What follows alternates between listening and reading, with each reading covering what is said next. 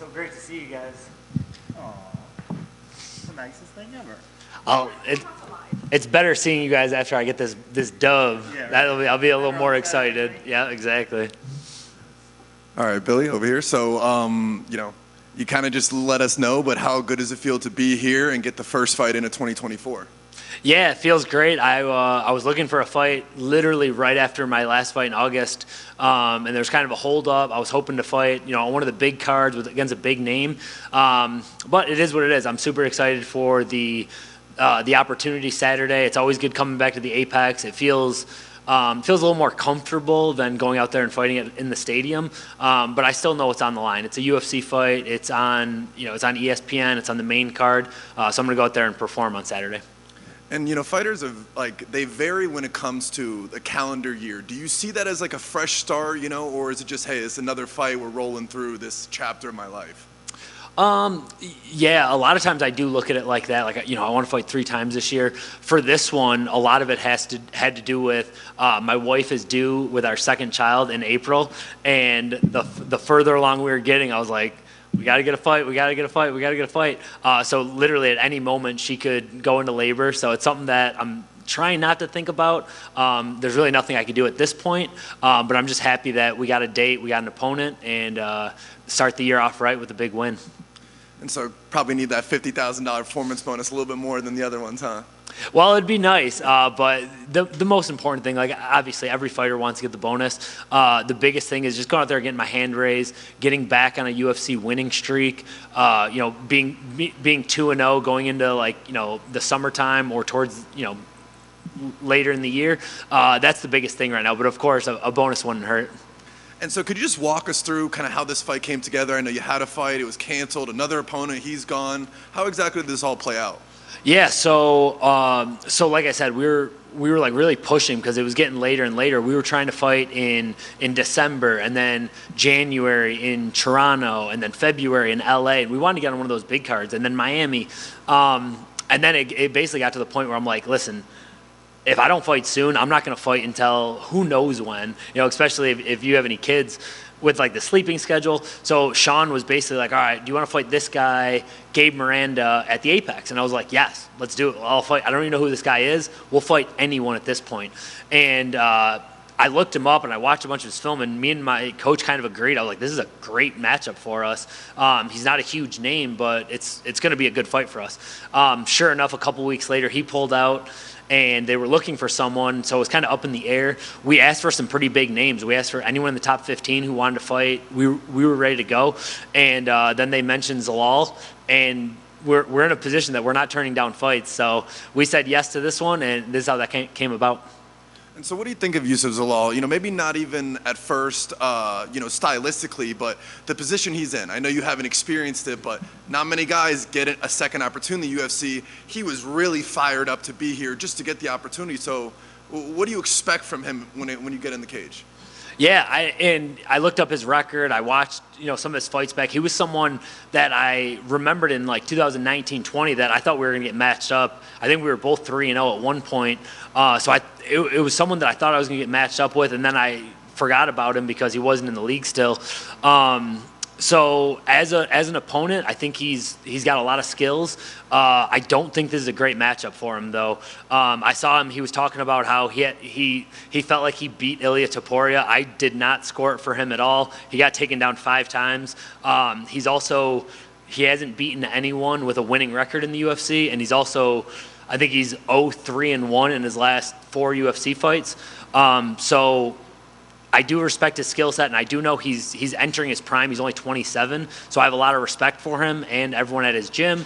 But I see it a little more clear than other people see it, and I think I see it more clear than he sees how his career's gone so far. And so without giving up any of your game plan, why do you think this matchup is very advantageous for you? Well, because in what I've been able to do in the UFC, I've been able to finish really good guys. I've been able to perform at the highest level, and I fought guys that are very similar to him.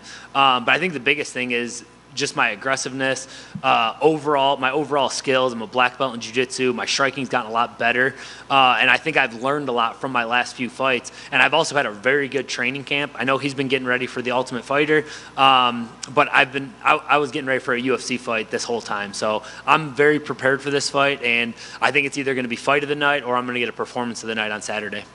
So I wanted to kind of ask you about the rankings. Right now they don't have you ranked. Number 15 is Alex Kakaris. All the respect in the world for him as a veteran, but he's coming off a loss. You've only lost to some of the best fighters in the division. Do you believe that you should be ranked right now? I do, but I understand how it works. I know like a lot of times you got to beat a ranked guy. Do I think I'm out?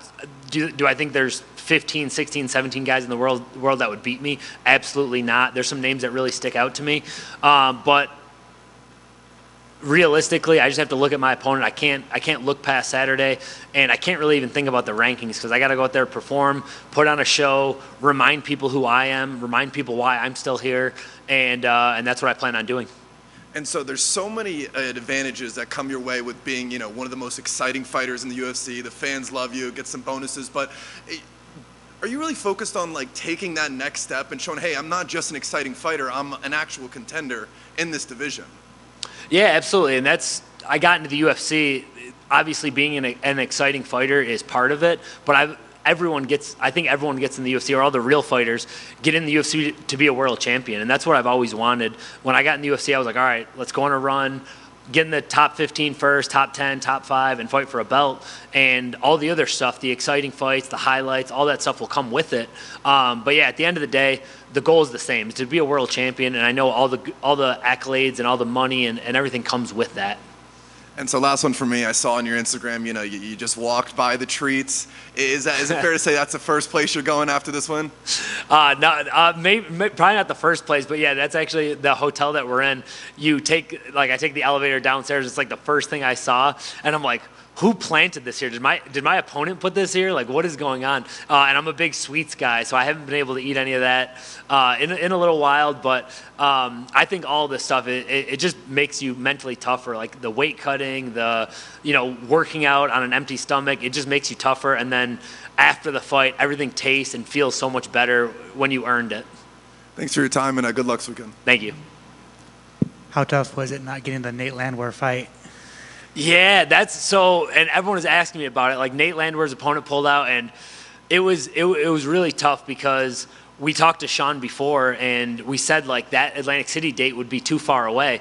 But then when Nate Landwehr's opponent pulled out, it wasn't like it was too late for me because I'm ready, but there's nothing I can do about my baby being born, and who knows, maybe the baby's going to come before, maybe after. But yeah, that was really a tough one because that was a fight that Nate Landwehr and Bill Elgio, those are two guys that we're going to fight eventually, but it's just not going to be right now. I seen that you restarted your YouTube channel. How are you enjoying that? Oh yeah, we just started that again, just to put content out there. It's one of those things that I want to look back on my career and be like, oh yeah, remember that fight? We did all of that. So it's like anything. Like I'm not expecting tons of views right away, but it's got to be set up to start generating some traction. So right now we're just having fun with it. I got a guy back at home who's posting a lot of that stuff. We're filming out here right now, and it's just something that. Maybe it'll turn into something, maybe it won't, but it'll at least be cool to have all that stuff, looking back on when I'm older. How's it like being a gym owner? It's amazing. Thanks for asking. So Gracie Pack in Tampa, it was something that I was trying to do for a while. I was either going to open up my own gym, and it was just a perfect opportunity. One of my friends, Chris Rodriguez, basically was running another business that was doing extremely well, and the opportunity came about where it was after the Damon Jackson fight. I made a little bit of money, and she's like, are you interested in buying this gym? So it took us a few months to go over all the numbers, but the gym was already a successful gym, and now I just took over, and we're going to take this thing to the moon. What's the toughest part about running a gym? I think the toughest part is just balancing everything right now. It's I have a little toddler at home. He's under 2 years old. He's a wild man, and getting ready for a UFC fight, and just doing all the stuff fight week. Like one of my general managers just messaged me that she's like, hey, do you have the Wi-Fi code because the Wi-Fi's down and we got to deal with this. And meanwhile, I'm like, I got to do media and cut weight and just trying to balance everything. I always joke that I thought I used to be busy, but now I'm like really busy, like a real version of being busy. So it's all things that I used to dream about. They're good problems to have, being a gym owner, being in the UFC, cutting weight. It's all good problems to have, but at times it could be a little much. And finally, any closer to getting a pet squid? What's that? Any closer to getting a pet squid? No, not getting probably not gonna buy a pet squid unless one of my kids, when I have the second one, if they wanted one. But even owning like fish and like I had a turtle at one point, they're kind of a pain in the ass. So I'm most likely not, but maybe next time we'll see. Thank you. All right, thank you guys so much. Have a good one. I'll see you Saturday post fight.